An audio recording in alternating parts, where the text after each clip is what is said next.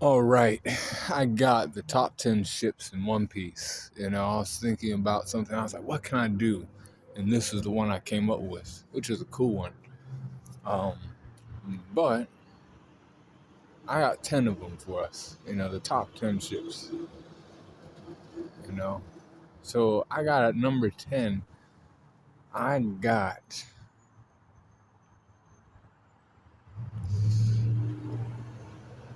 for ships in One Piece. I got and I'm talking about the ships that you sail on, man. Not that not relationships. The ships you sail on. The way they get around in the fucking world, mode of transportation, that type of deal. So at number 10, in the future maybe, but not this time.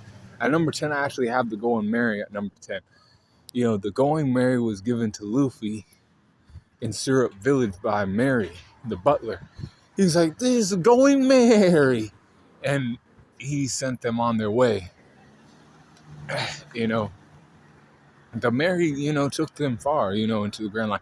Like, further than it really should have, and Usopp is not a fucking shipwright, but compared to, like, everybody else on the crew, he was the shipwright at that time, and he could only do so much. He put a lot of energy and shit into it. We understand by the time they got to, because they went through, Little Garden and Whiskey Peak and, Drum Island, Alabasta, Jaya, and Skypiea, and they got to Water 7. That ship had been through a lot, especially that drop from Skypiea. That fucked him up real bad. That's the shit that put a fucking, like, she was dead after that. She only had a little bit of time after shit like that. After that happened, they tried to repair it. Frankie was like, man, I know you like this ship and stuff, but, she has one more in her, and she can take us there, but she ain't coming back. And they had to say goodbye to the Mary.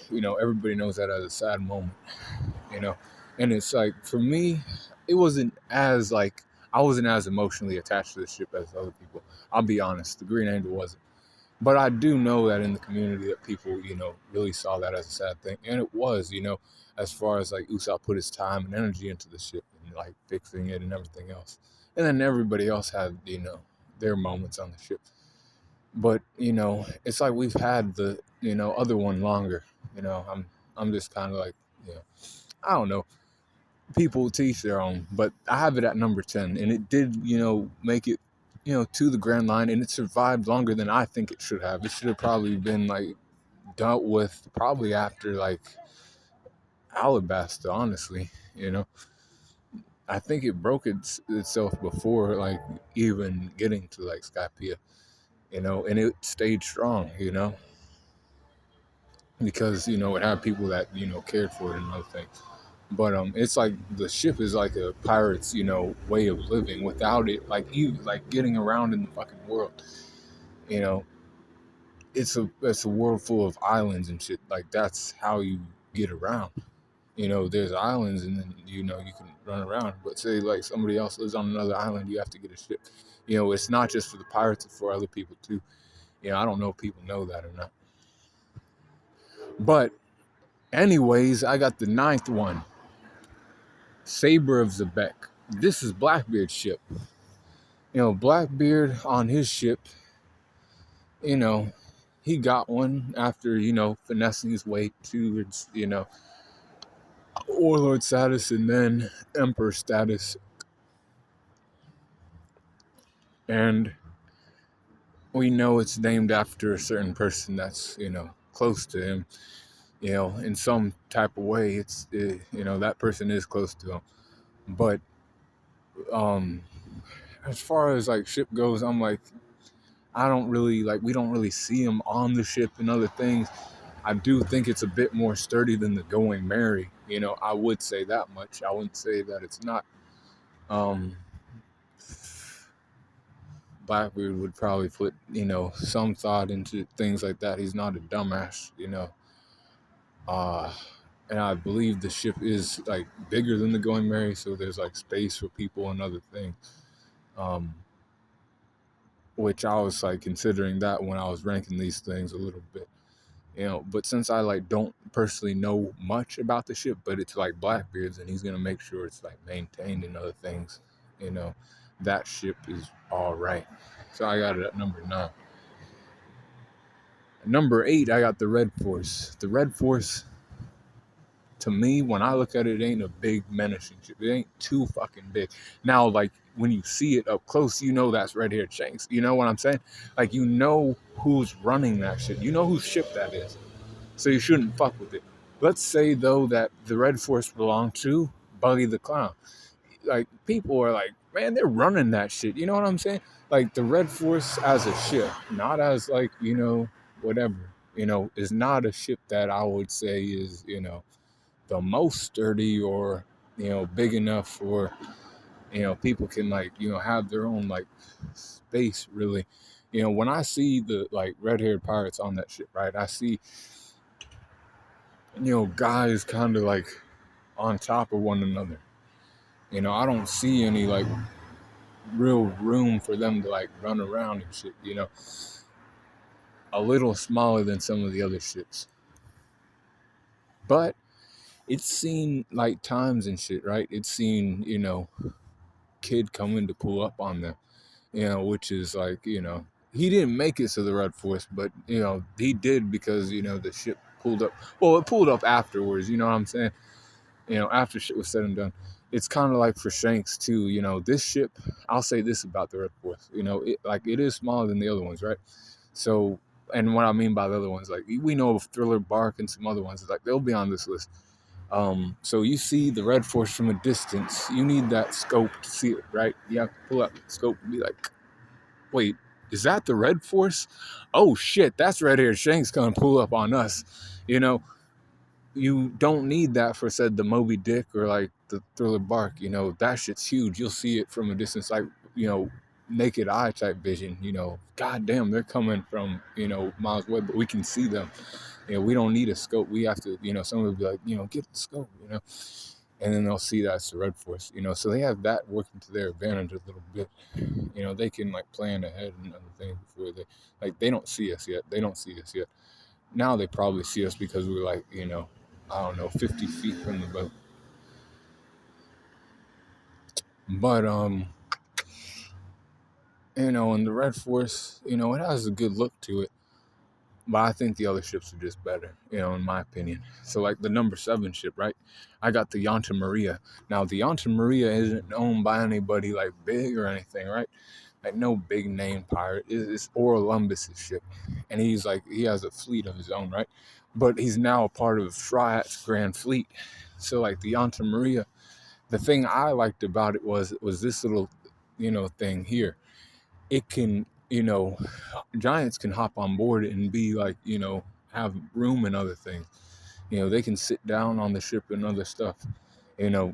Giants can sit down on a ship and like, be with, regular sized people and other things, You don't see that with other ships in One Piece. Maybe, another one that's on this list, but, most other ships, you don't see that shit. So, like, I had to give credit to that. You want a giant on your crew, you need something like the Yonta Maria.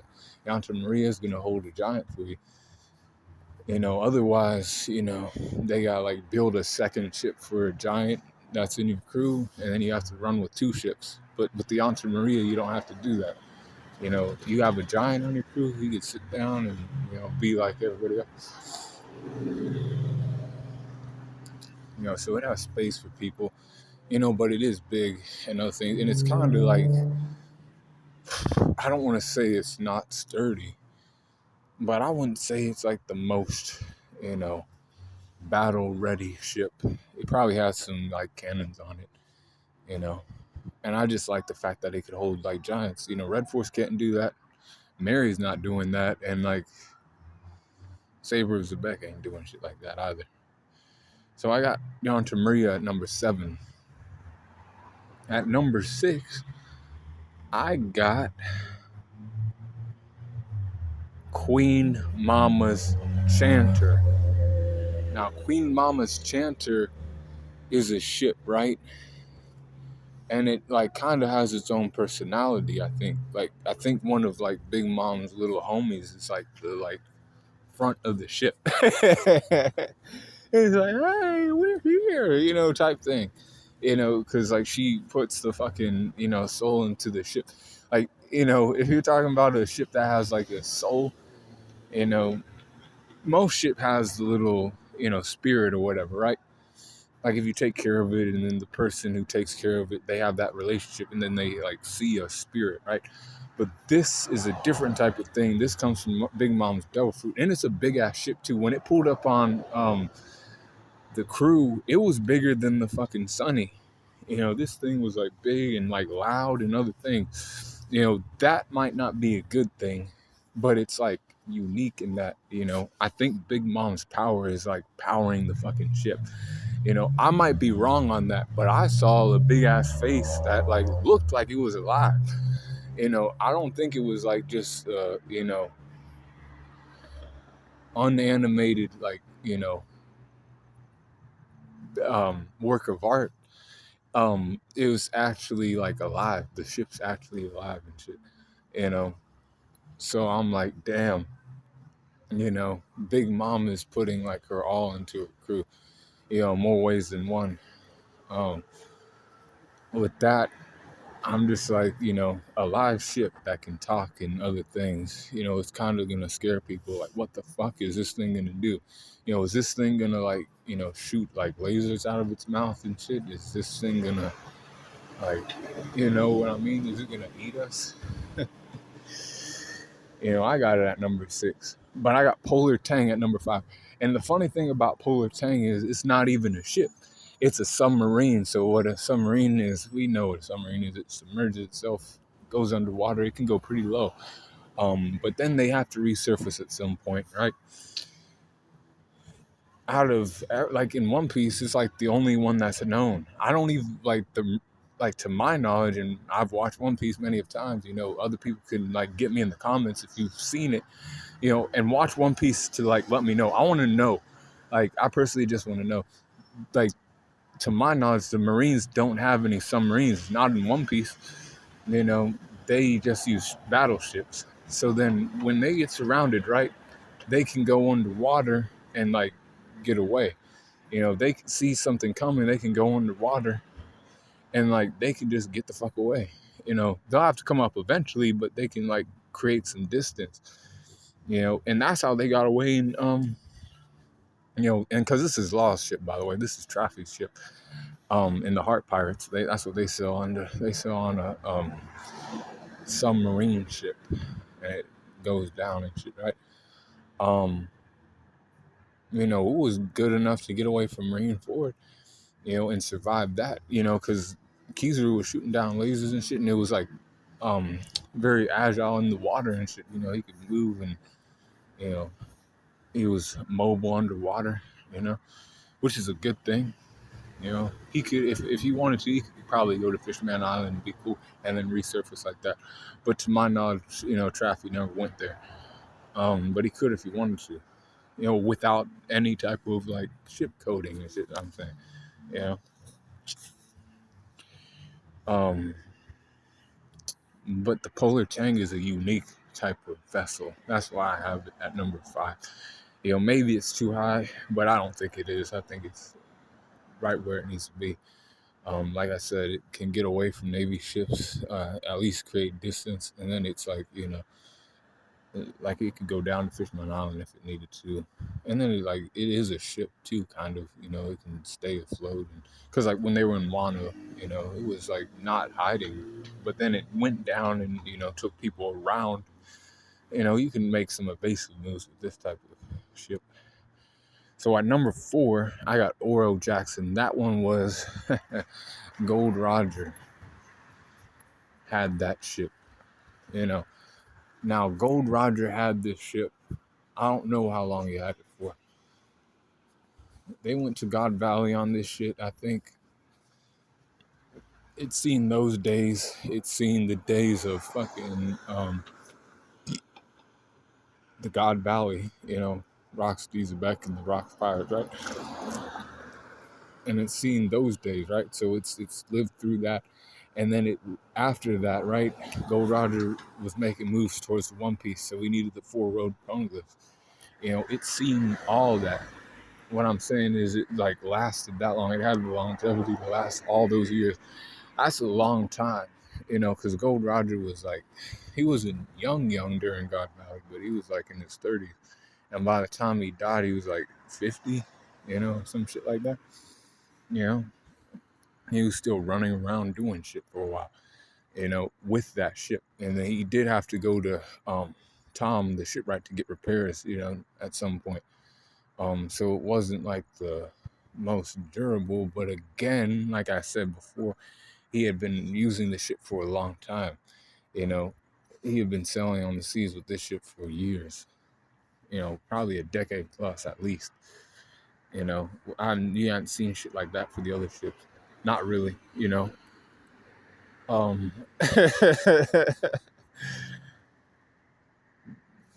That is the king of the pirate ship, and it was, it did what it had to do. It got him to the last island, it got him to the last tail.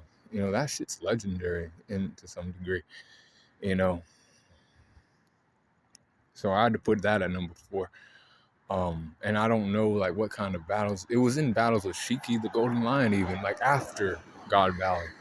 When he had like a grand fleet, and Roger was like, "We have this shit, man. We're still fighting." And it's seen past them fights too. It's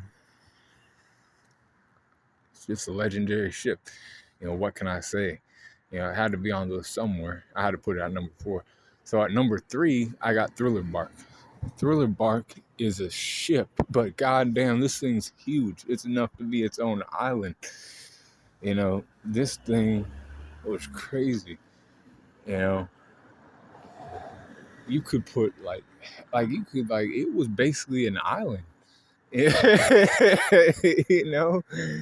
Um, this guy Gecko Moria, he kind of had it made, but I wouldn't say Moria's the smartest pirate in the world. Useful devil fruit, but kind of didn't, he didn't think things through enough. I don't like Moria. If you'll learn that if you don't already know that. But I will say he had a great ship. It was big, huge. If you come, you gotta come with a fleet. Basically, you ain't gonna take it down with some measly fucking one, marine ship. Boom, boom, boom. You ain't doing any damage to it. You ain't doing shit. You have to bring a buster call on that shit to even do anything, to sink it. Basically, And so for that, I had to have it at number 3. It could stay in a fight. It's large enough to I don't want to be at this part of the ship right now. Let me go over here and hang out, fuck around over here. And all of that shit. Maintenance on that bitch will probably be, ridiculous. But at the end of the day, I don't know. It would withstand a lot of attacks from the Navy. A large kind of island, I would say an island ship. That's how I'd describe the Thriller Bark. It ain't small. You'll see it from a distance. You'll either want to fuck with it or you want to call backup if you're the Marines, and you want to call backup and be like, man, we might need a buster call to take this shit out. So I got that one at number 3, and at number 2 I have Moby Dick. The Moby Dick is kind of like the Oro Jackson, but I think it is more sturdy. And actually, now that I think about it, it's actually seen more time than the Oro Jackson. I think, but about the same time, maybe. Probably more time though, because Whitebeard had that ship after he, God Valley happened, and then he created his own crew.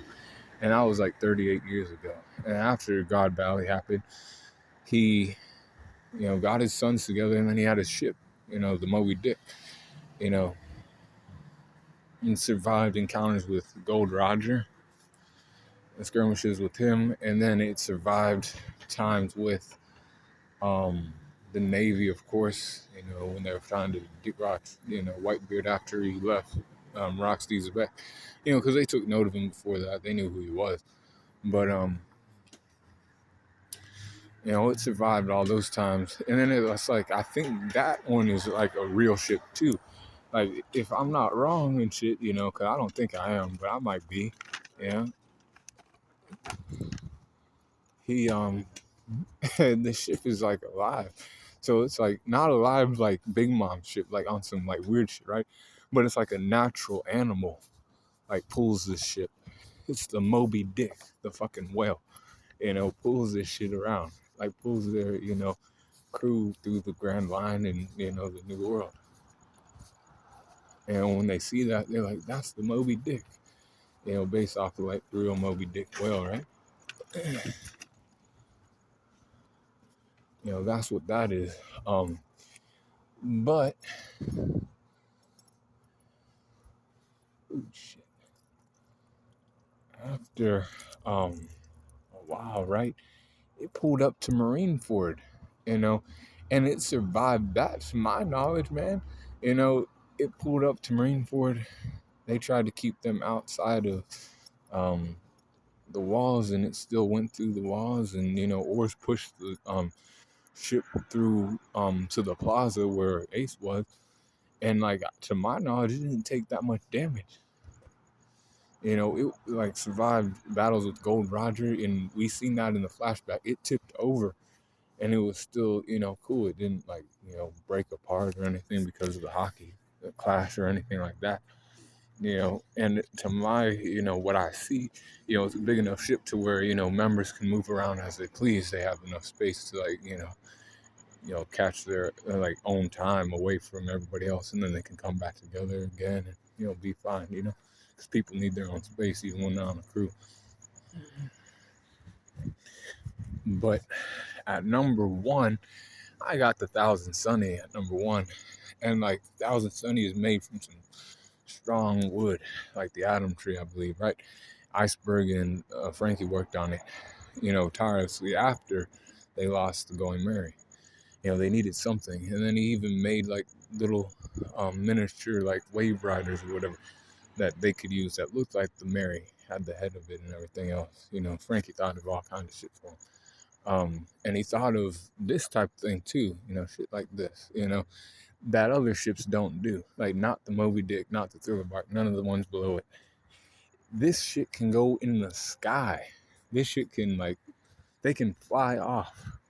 So like when they're getting attacked by the Navy or anybody, right, and they're getting jumped, they can be like, coup de burst, boom, and get the fuck out of there.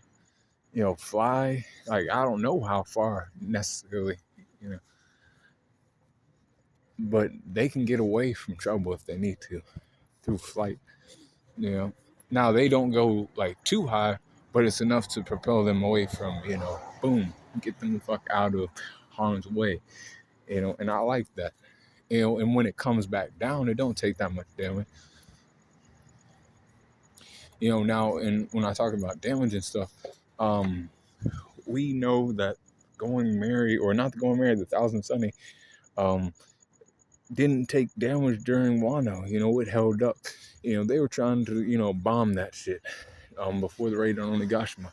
And he was like, I knew my girl would hold up against these weak ass animals, Frankie, because he knows what he put into the ship, and he knows that this ain't no, run of the mill weak ass ship. I'm a real shipwright. I trained as an apprentice under Tom the Fish Man. I know what the fuck this can handle.